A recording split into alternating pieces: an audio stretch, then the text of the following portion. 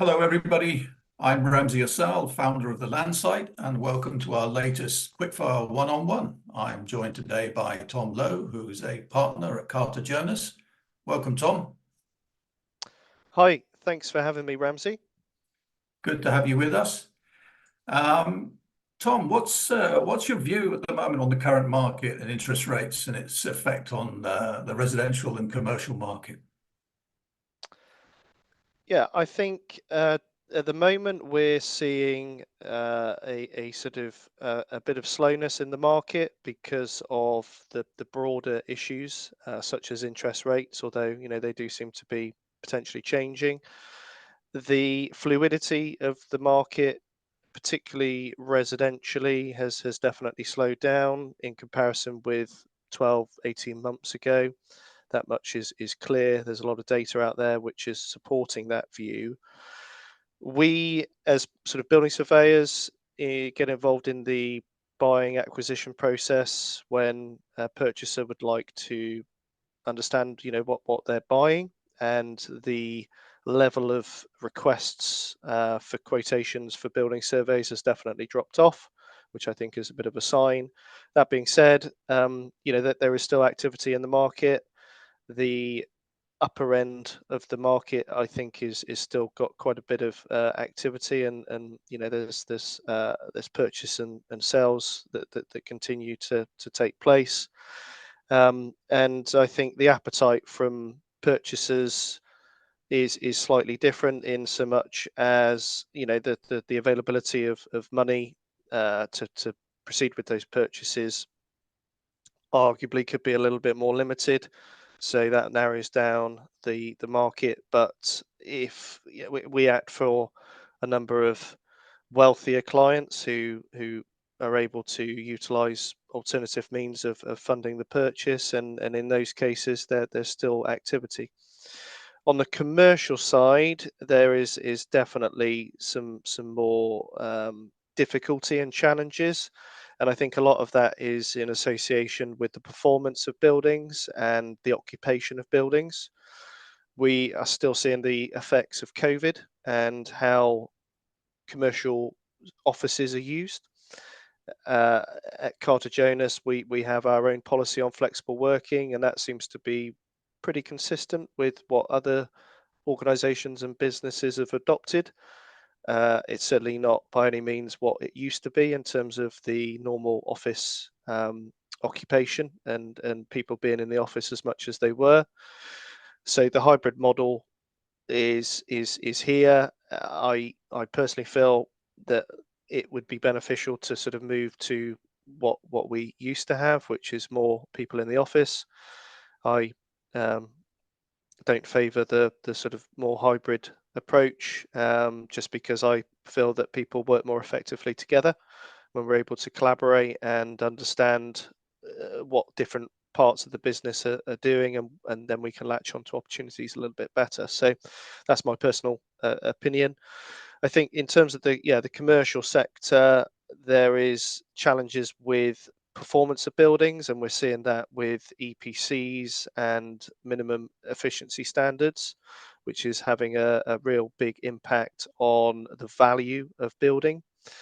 We're also seeing more sustainable construction, and the market is very in tune with that, and the occupiers' requirements in terms of their ESG credentials to make sure that they're ticking the box for sustainability. So I think where there is more sustainable office development, then there'll be a certain occupier which looks at that much more favourably than developments which haven't taken that as seriously, arguably. So I think, yeah, summing up, we act across the commercial sector. So we do offices, retail, industrial. Retail seems to have had a bit of resurgence, and I think the sort of bricks and mortar shops, there's more appetite there from occupiers to take those. Of course, that's based on the age-old principles of location and exactly what that looks like. We're seeing more sort of ground floor focused units, which then leaves some opportunity to develop the upper floors. I've been involved in a number of projects where we've done that for our clients, whether that be sort of an owner occupier or an investor, where we've redeveloped the upper floors for residential to maximize the income and value in their buildings.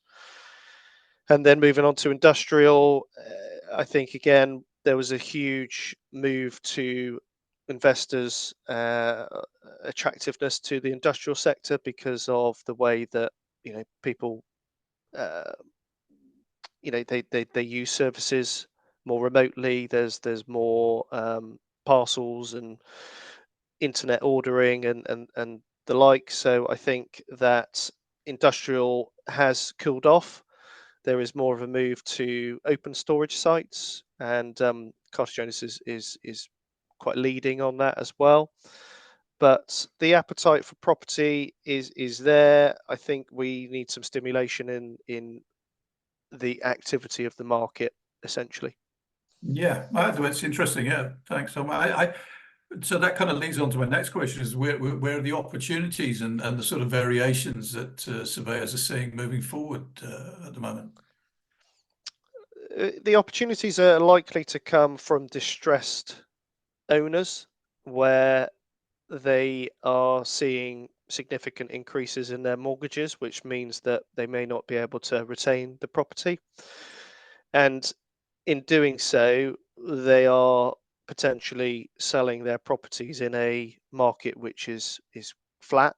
And I think then there's opportunities where investors do have some cash to get a bit of a bargain and improve the asset. So I think that that's likely to be where 2024 is. I would think interest rates remain higher than what we've been used to over the last 10 plus years, meaning that bank finance is more challenging. I think the criteria for lending has increased, and there's more hoops for people to jump through to secure loans on property and development.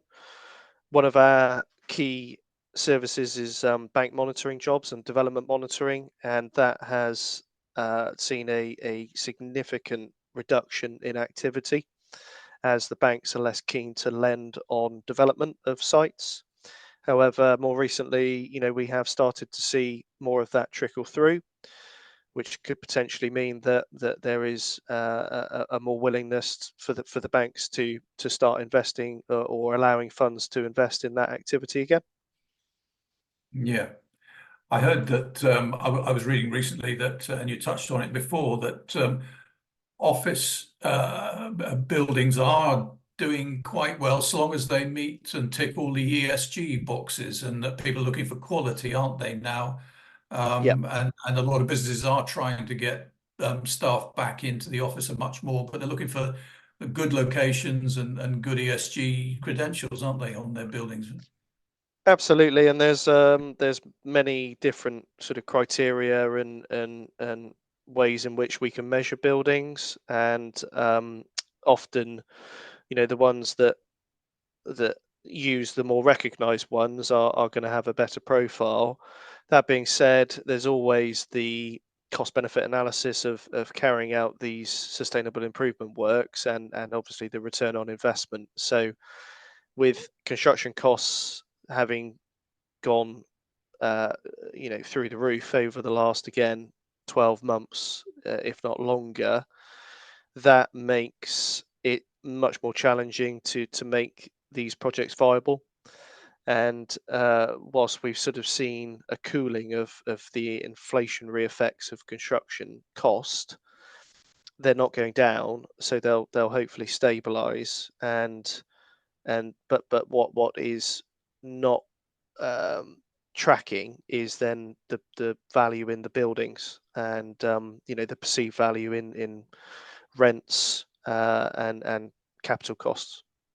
Yeah, yeah. Sorry, capital values. Yes, absolutely. And yeah, you kind of touched on it, and looking at the sort of the way that 2024 is going to pan out, and you've talked about remortgages and repossessions. I mean, do you feel that we have gone over the hump there, and that that's likely to mitigate itself over the course of the next 12 months? I honestly, it's hard to know, because I don't actually think there's been that many defaults and repossessions, certainly not being publicized significantly.